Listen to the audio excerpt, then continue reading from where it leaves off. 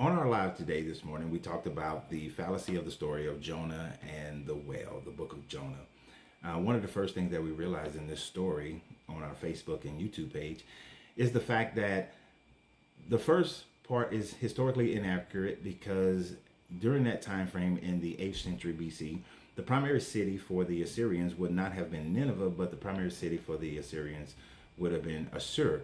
So the fact that the author chose Nineveh shows that it was written at a much later date than it should have been written, and that they did not understand the full contextual history of what was going on. Most likely, this was something that was reconstructed by Ezra after the Babylonian captivity, almost 300 years after the supposedly events occurred.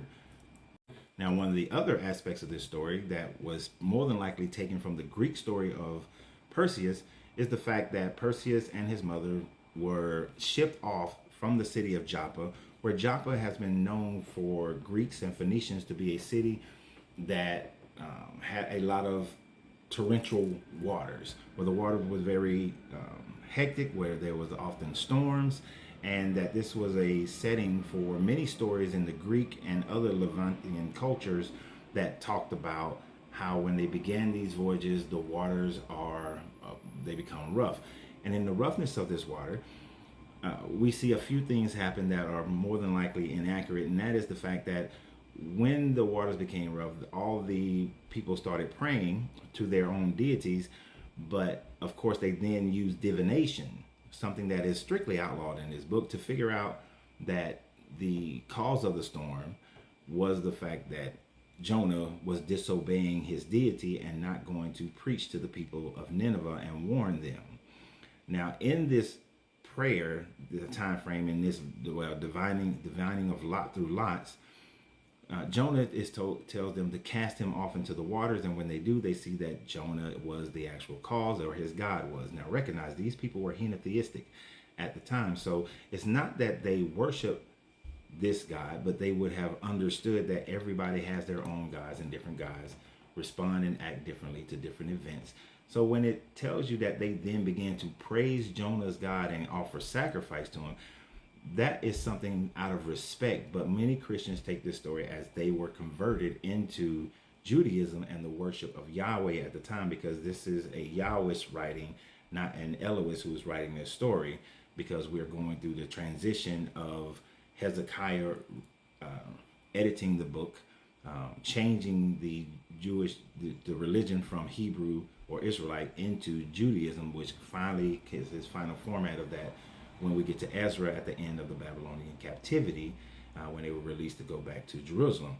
Now, as far as the story about Jonah being swallowed by a fish or a whale, this is actually a mistranslation, but it's an interesting mistranslation. You see, for the Hebrew people, they did not have a word for whale in their language at the time frame, mainly because the sighting of a whale was something that didn't happen quite often in the Eastern Mediterranean Sea. For the most part, they didn't see whales, or when they did see whales, whales were often far off. There's actually a whale that during the time frame of Justinian that had for 50 years tormented the people in the Byzantine Empire, and that whale finally beached itself and then was cut up by the locals, but they never really saw what whales really looked like. They just knew it was a big fish and oftentimes thought that they were dragons. This is why in most Greek depictions of whales, you see them as these dragons or as these big sea creatures.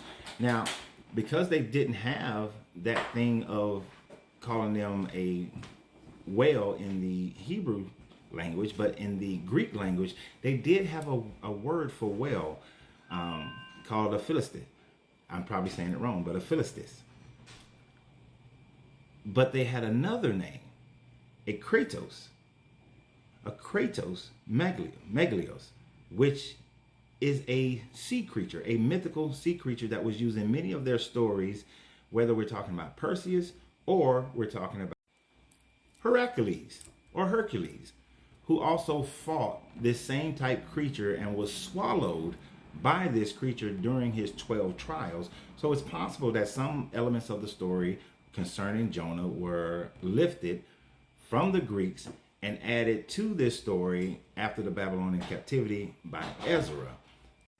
Now, at the end of the day, in this story, we also see Jonah. He's going to Nineveh. He finally makes it to Nineveh when he's spit up after living 3 days inside the body of a whale, 3 days and 3 nights. Many Christians will take this 3 days and 3 nights and say that this is a precursor to the 3 days and 3 nights that Jesus spent in the belly of the earth. Well, your biblical story doesn't actually talk about him spending 3 days in the belly of the earth. This is something that was extrapolated later. Now, one of the aspects of this as well is the fact that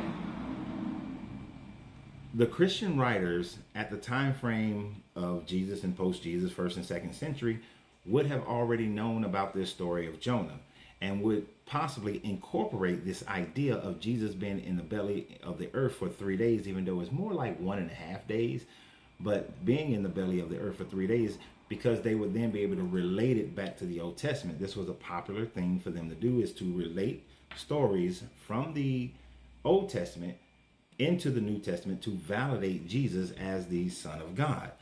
So the 3 days aspect is something that you will see it, but it is a Christian reach in order to connect their deities. Now, as he moved into Nineveh, he also recognized that the city took 3 days to walk across this city, showing that it was one of the greater city-states in this town, in this area. And I had one Christian on the live who was saying that, the people of Nineveh would have seen Jesus being seeing Jonah being spit up from the mouth of the whale. When you look at a map and see where Nineveh is located, it is literally thousands of miles away from the Mediterranean Sea. So this would have been an impossibility for them to have seen this. Furthermore, the god of Nineveh was Ishtar. It was not any sea or fish oriented deity in Nineveh, so there is no relation there as well.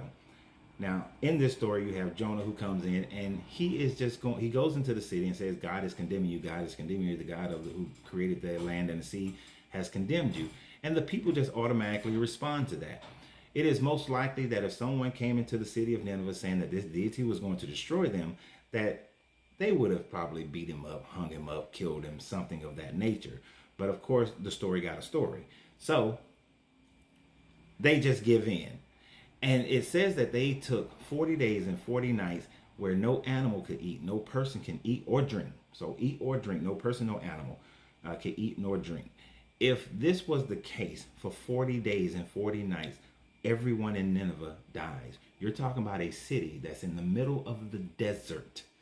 And in the middle of the desert, without food or water for 40 days, there would have been mass deaths in that city to the point of extinction.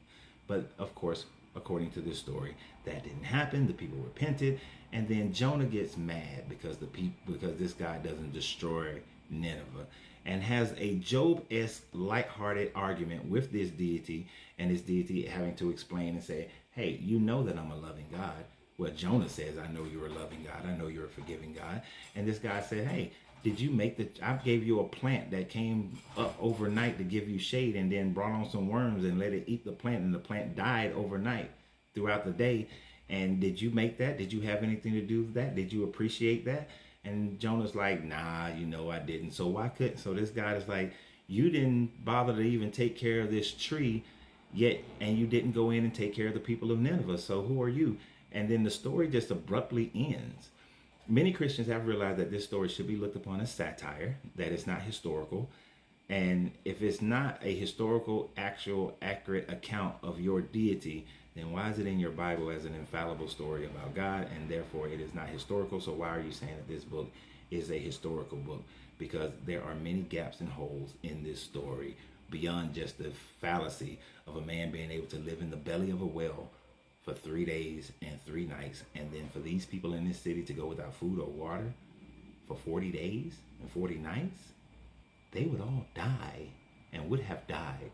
And the history of Nineveh, we have found no records of them ever converting over to Judaism or even respecting Judaism, because 60 years later, the Assyrians, they sack all of northern Israel. So y'all have a great day.